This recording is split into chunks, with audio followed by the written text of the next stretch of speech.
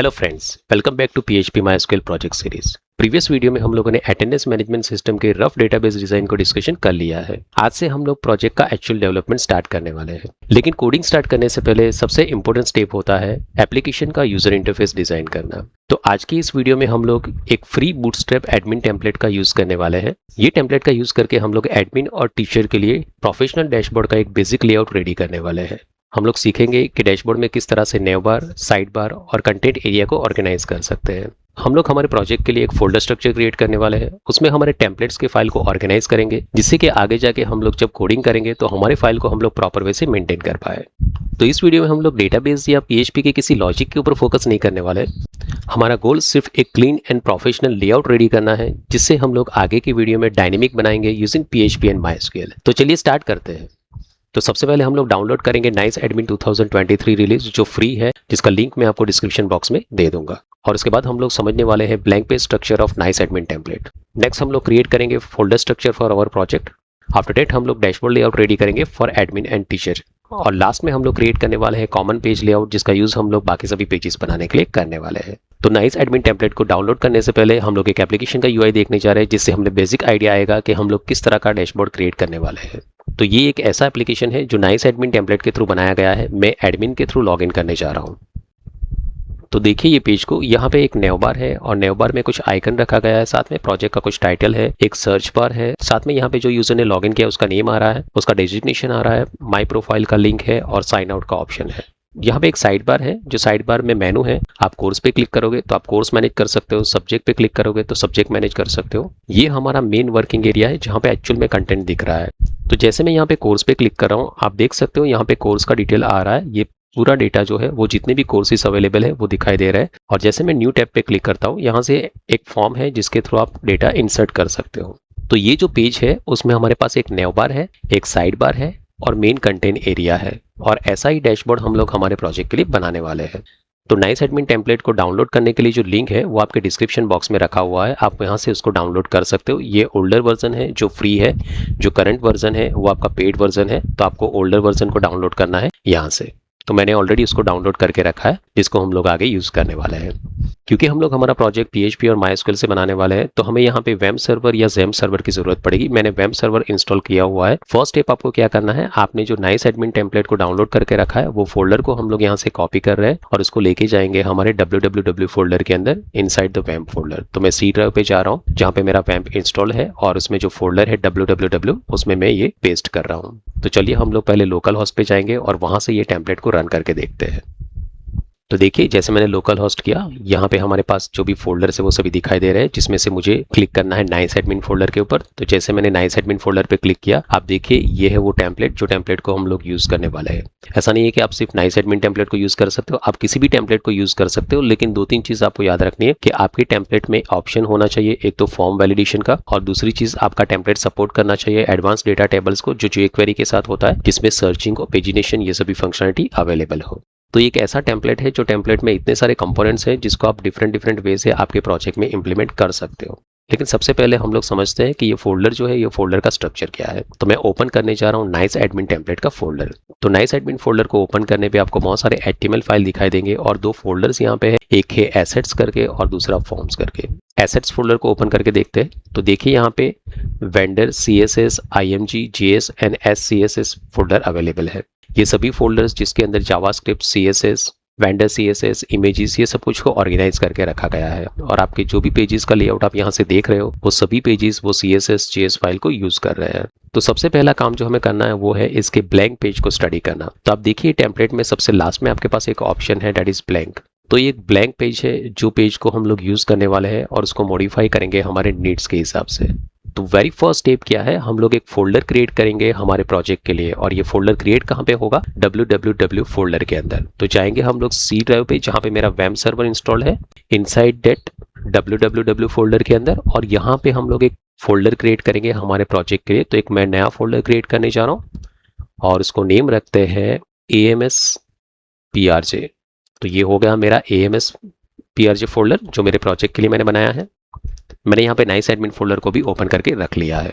अब सबसे पहला काम हमें क्या करना है, pages-blank.html, ये फाइल को हमारे प्रोजेक्ट के फोल्डर्स के अंदर कॉपी करके लेके जाना है। तो हम लोग सबसे पहले नाइस एडमिन फोल्डर में जाएंगे। तो यहाँ से हमें दो चीज़ कॉपी करनी है। एक है वो जो ब्लैंक पेज है वो, उसको कॉपी करेंगे हम लोग और उसको रखते हैं हमारे प्रोजेक्ट फोल्डर के इनसाइड। और दूसरी एक चीज़ डेट इज एसेट्स फोल्डर। अब ये एसेट्स फोल्डर को कॉपी क्यों करना है? क्योंकि आपके जितने भी CSS, JS, वेंडर CSS ये सब कुछ एसेट्स फोल्डर के अंदर है।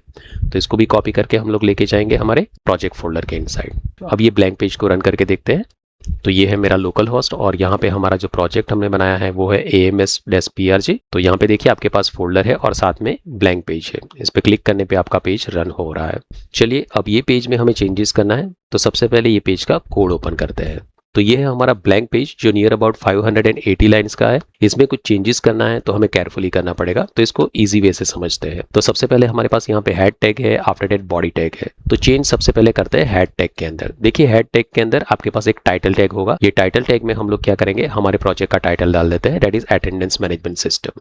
हमने सिर्फ टाइटल चेंज किया है, लेकिन इसको देख लेते हैं कि रिफ्लेक्शन आ रहा है कि नहीं। तो जस्ट हमारे पेज पे जाएंगे, इसको रिफ्रेश करेंगे, देखिए आपका यहाँ पे उसका टाइटल चेंज हो रहा है। अब हमें क्या करना है, नेक्स्ट जाना है ये नेव बार के अंदर।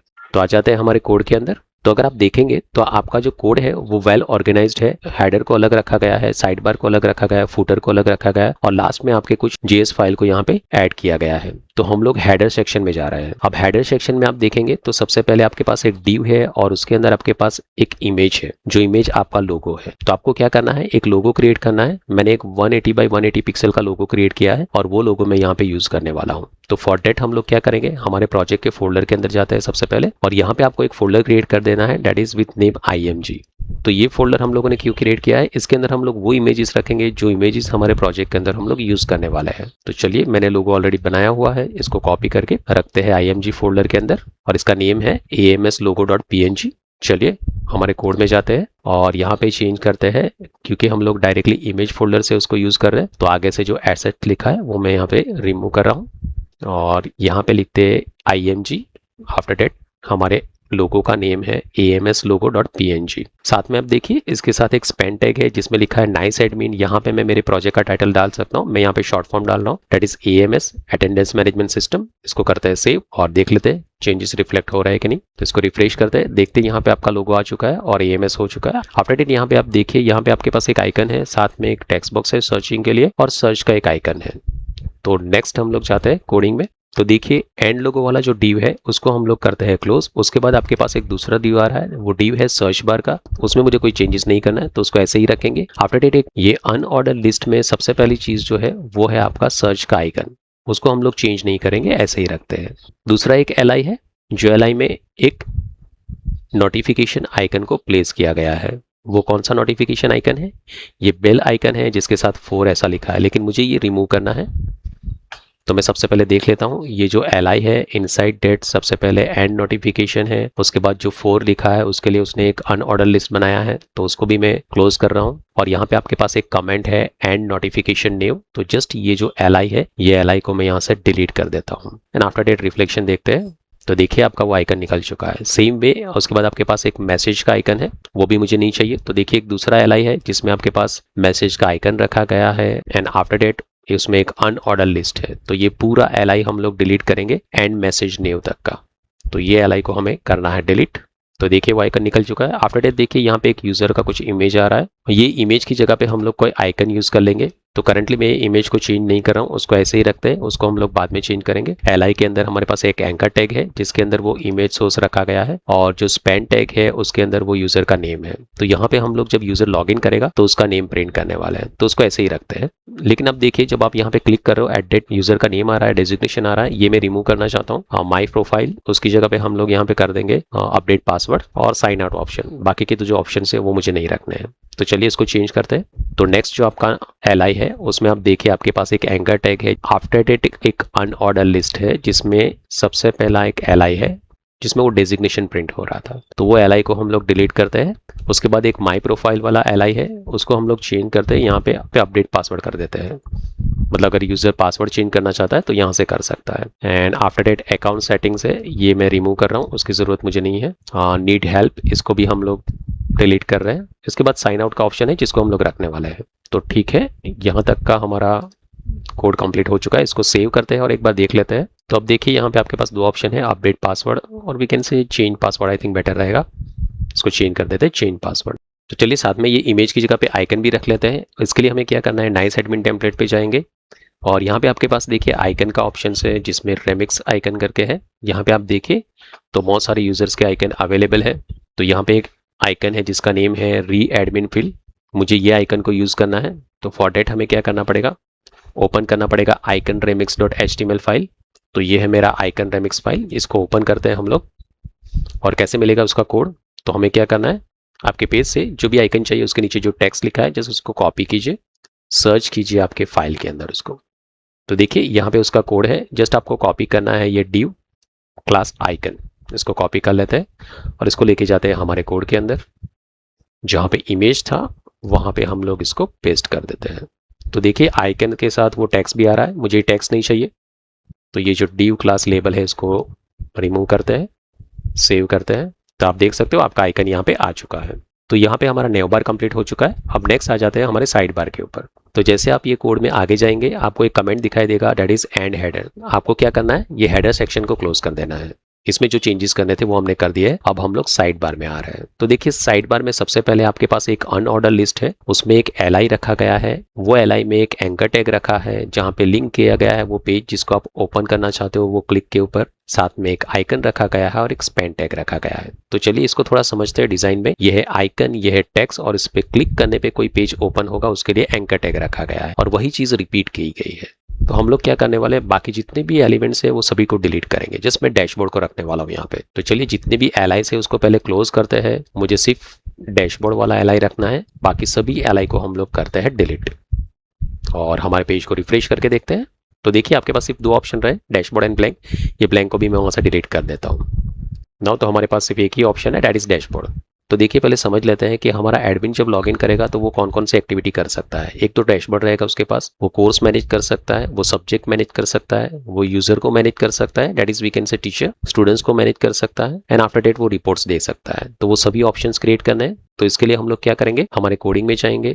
तो सबसे पहले हम लोग क्या करेंगे, ये जो index.html है उसकी जगह पे रखते हैं एडमिन डैशबोर्ड डॉट HTML की जगह पे कर देते हैं PHP। और जो स्पेन टैग रहेगा उसमें डैशबोर्ड ही रहेगा। ये एलआई को करेंगे कॉपी। सबसे पहली चीज डैशबोर्ड के बाद आएगी कोर्स मैनेज करना। तो अब क्या चेंजेस करते जाना है, यहाँ पे रखना है course.php। ये पेज हमारा बनेगा course.php और डैशबोर्ड की जगह पे यहाँ पे आना चाहिए कोर्स। नेक्स्ट आएगा सब्जेक्ट को मैनेज करने के लिए। तो ये एलआई को कॉपी करते हैं, यहाँ पे पेस्ट करते हैं। नेक्स्ट आएगा आपका subject.php और कोर्स की जगह पे यहाँ पे आना चाहिए सब्जेक्ट। उसके बाद आएगा यूजर। तो दूसरा एलआई रखते हैं दैट इज href में रहेगा user.php और स्पेन टैग में रहेगा यूजर। फिर से ये एलआई को कॉपी करते हैं। नेक्स्ट हमारा क्या रहेगा दैट इज स्टूडेंट्स। तो यहाँ पे आएगा student.php और स्पेन में रहेगा स्टूडेंट। इसको करते हैं सेव और उसके बाद हमें रखना है रिपोर्ट्स। इसको करते हैं रिफ्रेश। देखिए आपके पास ऑप्शन आ चुका है dashboard, course, subject, user and students. Icon अगर आपको चेंज करना है तो जस्ट आपको आई टैग को चेंज करना है, ये आप इजीली कर सकते हो। अब इसके नीचे हम लोग रिपोर्ट्स को ऐड करने वाले हैं, लेकिन रिपोर्ट्स मेनू में आपके पास बहुत सारे ऑप्शंस होंगे। मतलब ये ऐसा मेनू होना चाहिए जो मल्टी लेवल होना चाहिए। तो फॉर डेट हम लोग नाइस एडमिन में देखते हैं। देखिए जैसे ये आइकन पे क्लिक करते हैं तो कैसे आ रहा है, 3 ऑप्शंस। वैसे रिपोर्ट्स में ही मेरे पास ऑप्शंस आने चाहिए। तो फॉर डेट मुझे क्या करना पड़ेगा, ये आइकन remix.html फाइल को ओपन करते हैं और वहां पे सर्च करते हैं आइकन्स वर्ड को। तो आ जाते हैं हमें कोडिंग पे और जैसे मैंने आइकन्स वर्ड को सर्च किया, देखिए यहाँ पे एक एलआई आ रहा है जिसके अंदर सबसे पहले आइकन्स है, उसके बाद वहाँ पे अनऑर्डर लिस्ट है और उसमें जितने भी आपको सब ऑप्शन चाहिए उसके लिए एलआई बनाए गए हैं। तो ये जो पूरा एलआई है, ये एलआई को मैं कॉपी कर रहा हूँ अप टू एंड आइकन्स नेव। इसको करते हैं कॉपी, इसको लेके जाएंगे हमारे पेज में और आफ्टर डेट स्टूडेंट्स ऑप्शन यहाँ पे ऐड करते हैं नेक्स्ट एलआई। ये एलआई में आइकन्स की जगह पे यहाँ पे होना चाहिए रिपोर्ट्स और इनसाइड डेट जितने भी आप ऑप्शंस लेना चाहते हो वो हर एक के लिए आपको क्या करना है, एक एक एलआई रखना है। तो यहाँ पे मैं जस्ट करंटली लिख रहा हूँ रिपोर्ट 1। आगे जाके हम लोग इसमें चेंजेस करेंगे। सेकेंड जो ऑप्शन है उसमें रख देते हैं report 2 and third is report 3। यहाँ पे मैंने एंकर टैग में HREF को चेंज नहीं किया है। जब हम लोग ये रिपोर्ट्स के पेज बनाएंगे एट दैट टाइम उसको ऐड करेंगे। इसको सेव कर लेते हैं। तो देखिए रिपोर्ट्स का ऑप्शन आ चुका है और यहाँ पे आपके पास जितने भी ऑप्शंस आप देना चाहते हो ऐड कर सकते हो। तो हमारा साइड बार तो कंप्लीट हो चुका है। अब हम लोग चेंज करने वाले हैं हमारे ये मेन कंटेंट एरिया को, लेकिन वो करने से पहले हम लोग कुछ फोल्डर्स क्रिएट करेंगे जहाँ पे ये पेज को मुझे सेव एज करना है। तो हमारे प्रोजेक्ट फोल्डर के अंदर आ जाते हैं। इनसाइड दैट हमें दो फोल्डर क्रिएट करना है। एक फोल्डर जो क्रिएट करना है that is with name admin. तो ये एडमिन फोल्डर के अंदर वो सभी पेजेस रहेंगे जो एडमिन एक्सेस करने वाला है। दूसरा एक फोल्डर रहेगा टीचर का, इसमें वो सभी पेजेस होने चाहिए जो टीचर एक्सेस करेंगे। तो ये हमें क्या करना है, ये पेज को सेव एज करना है एज dashboard.php इन एडमिन। तो चलिए पहले सेव एज कर लेते हैं। फाइल को सेव एज करेंगे इनसाइड दैट एडमिन फोल्डर, इसको नेम देते हैं dashboard.php। चलिए अब पहले रन करके देखते हैं ये एडमिन डैशबोर्ड को। इसको रन करने के लिए हमें यहाँ पे चेंज करना पड़ेगा। इंस्टेड ऑफ ब्लैंक पेज मुझे सबसे पहले यहाँ पे लिखना पड़ेगा एडमिन। तो देखिए एडमिन में आपके पास पेज है dashboard.php, जस्ट क्लिक करते हैं। लेकिन यहाँ पे आपका डिजाइनिंग जो है वो डिजाइनिंग में कुछ चेंज हो चुका है। तो इसका रीजन ये है क्योंकि जितने भी लिंक है CSS फाइल के, JS फाइल के, वो एसेट्स फोल्डर से है। अब हमारा जो एसेट्स फोल्डर है प्रोजेक्ट डायरेक्टरी में है और हमारा पेज जो है वो एडमिन फोल्डर में है। तो मुझे रिलेटिव पाथ देना पड़ेगा। पाथ चेंज करेंगे तो आपको क्या करना है, जहां जहां पे आपका एसेट्स स्लैश है उसको फाइंड कीजिए और उसको आपको रिप्लेस करना है // एसेट्स स्लैश से। मैं रिप्लेस ऑल कर देता हूँ। तो जहां जहां पे आपका एसेट्स रहेगा वहां पे // एसेट्स हो जाएगा। ये रिलेटिव पाथ हो जाएगा, मतलब ये पेरेंट डायरेक्टरी से रेफरेंस क्रिएट करेगा। तो अब देखिए प्रॉपर्ली रन हो रहा है। तो ये हमारा डैशबोर्ड है। अब मैं चेंज करता हूँ, ये ब्लैंक पेज की जगह पे डैशबोर्ड, यहाँ पे करते हैं होम एंड डैशबोर्ड। कोडिंग में चेंज करते हैं, बॉडी पार्ट में जाना है, हेडर सेक्शन को क्लोज करते हैं, साइड बार को क्लोज करते हैं। अब आ जाते हैं मेन सेक्शन के अंदर जहाँ पे लिखा है ब्लैंक पेज, जिसको चेंज करेंगे डैशबोर्ड। और होम के बाद जो पेजेस लिखा है वहाँ पे कर देते हैं डैशबोर्ड। जो सेकेंड LI है ब्लैंक वाला, इसको मैं कर देता हूँ डिलीट। तो देखिए डैशबोर्ड, होम, डैशबोर्ड आ रहा है। और यहाँ पे कुछ कार्ड्स है। ये कार्ड्स को हम लोग करंटली चेंज नहीं करेंगे क्योंकि हमारा dashboard at the end design होने वाला है। तो ये हमारा डैशबोर्ड बन चुका है हमारे एडमिन के लिए। सेम वे आप ये फाइल को सेव एज कर सकते हो टीचर्स फोल्डर के अंदर टीचर का डैशबोर्ड बनाने के लिए, लेकिन वहां पे मेनू चेंज होगा। डैशबोर्ड होगा, उसके साथ टीचर लेक्चर ले सकता है, तो लेक्चर वाला यहाँ पे मेनू क्रिएट होगा एंड आफ्टर दैट रिपोर्ट्स का ऑप्शन होगा। तो चलिए इसको सेव एज कर लेते हैं टीचर्स के डैशबोर्ड के लिए। सेव एज करते हैं, इसका नेम रखते हैं dashboard.php। इसको रन करके देख लेते हैं। तो यहाँ पे मैं कर देता हूँ टीचर फोल्डर, डैशबोर्ड पे क्लिक करेंगे, लेकिन टीचर को ये मेनू नहीं मिलना चाहिए। यहाँ पे क्या आना चाहिए, डैशबोर्ड, उसके बाद क्या आना चाहिए, लेक्चर, उसके बाद आना चाहिए रिपोर्ट्स। तो हम लोग ये सभी ऑप्शंस को डिलीट कर देते हैं, सिर्फ एक ऑप्शन रखेंगे फॉर लेक्चर, जिसके थ्रू वो अटेंडेंस लेने वाला है। तो चलिए कोड में चले जाते हैं और जो हमारा साइड बार था उसमें आ जाएंगे। जो डैशबोर्ड है उसके नीचे जितने भी LI है इंस्टेड ऑफ दैट रिपोर्ट, वो सभी को डिलीट कर देते हैं। सेव करते हैं डैशबोर्ड और उसके बाद रहेगा लेक्चर के लिए एक LI, तो उसको ऐड कर देते हैं। यहाँ पे रखते हैं लेक्चर और ये जो पेज रहेगा उसका नेम रहेगा lecture.php। तो टीचर्स फोल्डर में करंटली हम लोग हैं। इसको रिफ्रेश करते हैं तो देखिए डैशबोर्ड, लेक्चर एंड रिपोर्ट्स, ये आपका हो गया टीचर का डैशबोर्ड। तो यहाँ पे हमारा डैशबोर्ड का लेआउट तो रेडी हो चुका है। अब हम लोग एक कॉमन लेआउट क्रिएट करने वाले हैं जिसका यूज हम लोग कोर्स सब्जेक्ट्स यूजर में कर पाए। तो इसके लिए यही फाइल को सेव एज करते हैं course.php करके। तो चले जाएंगे हमारे कोड में, यहाँ पे ये फाइल को सेव एज करते हैं इनसाइड एडमिन फोल्डर और उसको नेम देंगे course.php। अगर मैं कोर्स पे क्लिक करूंगा तो आप देखिए course.php फाइल आ रहा है। मुझे यहाँ पे चेंज करना है कोर्स, होम एंड कोर्स, तो ये चेंज कर देते हैं। तो बॉडी पार्ट में हेडर को क्लोज कीजिए, साइड बार को क्लोज कीजिए, आपके मेन पार्ट के अंदर आएंगे। यहाँ पे इंस्टेड ऑफ डैशबोर्ड हो जाएगा कोर्स, होम एंड डैशबोर्ड की जगह पे लिखेंगे कोर्स इंफॉर्मेशन। अब मुझे ये कार्ड्स यहाँ पे नहीं चाहिए, तो ये कार्ड्स को हम लोग रिमूव कर देते हैं। तो आप देखिए आपके सेक्शन के अंदर आपके पास 2 कार्ड है और उसके लिए 2 डिव बनाए गए हैं। ये दोनों डिव को मैं डिलीट करने जा रहा हूँ। तो आपके पास सेक्शन में सिर्फ एक डिव होना चाहिए, दैट इज विद क्लासरूम। तो देखिए ब्लैंक हो चुका है। अब जो यहाँ पे जो डिजाइन क्रिएट करना है उसके लिए हम लोग पहले एक पेज को विजिट कर लेते हैं। तो देखिए पेज का डिजाइन, जहाँ पे एक कार्ड है जिसमें आपके पास 2 टैब है। यहाँ पे आप क्लिक कर रहे हो तो आपको कोर्स के इन्फॉर्मेशन दिख रहे हैं और जब आप न्यू पे क्लिक कर रहे हो एट दैट टाइम यहाँ पे एक फॉर्म है जहाँ से आप न्यू के उसको ऐड कर सकते हो। तो बस ऐसा ही लेआउट मुझे क्रिएट करना है मेरे पेज के लिए। तो फॉर डेट हम लोग क्या करते हैं, सबसे पहले नाइस एडमिन पे जाएंगे और कंपोनेंट्स में हम लोग जाएंगे। यहाँ पे देखिए आपके पास ऑप्शंस अवेलेबल है टैब्स का। अब यहाँ पे बहुत सारे टैब्स अवेलेबल है, आप कोई भी टैब को यूज कर सकते हो। मुझे यूज करना है ये बॉर्डर टैब। तो फॉर डेट देखिए ये बॉर्डर टैब ये कौन से पेज पे है, component tabs dot HTML file. तो just open that components tabs dot HTML file. ये है आपका component tabs dot HTML file. आपको क्या करना है, just copy that border tab word, यहाँ पे इसको सर्च कीजिए। तो अब जैसे आप सर्च करोगे आपको एक डिव मिलेगा with class card. Inside that card body है जहां पे बॉर्डर टैब लिखा गया है। आफ्टर डेट उसके टैब्स क्रिएट किए गए हैं। तो हमें क्या करना है, ये पूरा डिव यहाँ से कॉपी करना है एंड आफ्टर डेट इसको पेस्ट कहाँ पे करेंगे, हमारे सेक्शन के इनसाइड जो डिव रो है वहां पे। तो मुझे यहाँ पे 3 टैब है, ये 3 टैब में से हमें 2 ही रखना है। ये बॉर्डर टैब जो लिखा है उसकी जगह पे हम लोग कोर्स इन्फॉर्मेशन ऐसा कुछ रख देते हैं। तो चलिए कोड में आ जाते हैं। सबसे पहले चेंज करेंगे, ये बॉर्डर टैब की जगह पे लिख देंगे course information. After that border tabs है जिसके अंदर एक यूएल बनाया गया है और 3 एलआई है। First is for home, second is for new and third is for contact. तो हमें क्या करना है, थर्ड वाला डिलीट कर देना है। हमें सिर्फ 2 चाहिए। First is home and profile की जगह पे हम लोग कर देते हैं न्यू। सेम वे वो यूएल के नीचे अगर आप देखोगे तो एक दूसरा डिव है जो टैब कंटेंट के लिए है और उसमें भी आपके पास 3 सेपरेट डिव बनाए गए हैं। ये 3 डिव क्या है, जब आप वो स्पेसिफिक टैब पे क्लिक करते हो एट दैट टाइम जो ओपन हो रहा है वो डिव है। उसमें से लास्ट वाला डिव हमें नहीं चाहिए। तो थर्ड वाला जो डिव है उसको डिलीट कर देते हैं, सेव करते हैं। तो अब हमारे पास सिर्फ 2 डिव है, एक है न्यू और दूसरा है होम। इसको रन करके देखते हैं। तो देखिए होम एंड न्यू 2 टैब आ चुके हैं। अब ये डिस्क्रिप्शन जो है इसकी जगह पे हम लोग रख सकते हैं inside home and inside new. तो चलिए चेंज कर लेते हैं, यहाँ पे कर देते हैं inside home. Same way second div में कर देते हैं इनसाइड न्यू। यहाँ पे करते हैं इसको रिफ्रेश। तो देखिए ये है inside home and inside new. तो ये कॉमन स्ट्रक्चर बन चुका है जहाँ पे होम टैब के ऊपर टेबल के इन्फॉर्मेशंस दिखाई देंगे, जहाँ से हम लोग एडिट और डिलीट का ऑप्शन देंगे और न्यू टैब पे न्यू रिकॉर्ड इंसर्ट करने का ऑप्शन देंगे। जस्ट यहाँ पे देख लीजिए, जैसे यहाँ पे डेटा है साथ में एडिट और डिलीट का ऑप्शन। जब आप न्यू पे क्लिक करोगे तो न्यू रिकॉर्ड इंसर्ट का ऑप्शन आएगा। आप इसको सेव एज कीजिए। सब्जेक्ट, यूजर, स्टूडेंट्स, जितने भी पेज को हम लोग कार्ड ऑपरेशन करने वाले सभी के नेम से उसको सेव एज कीजिए और उसको चेंज कीजिए, जिससे क्या हो जाएगा, आपके हर एक पेज का डिजाइन रेडी हो जाएगा। तो यहाँ पे ये वीडियो को हम लोग करते हैं स्टॉप। हम लोगों ने डैशबोर्ड डिजाइन कर लिया है for admin as well as teacher और एक कॉमन लेआउट रेडी कर दिया है फॉर कार्ड ऑपरेशन पेजेस।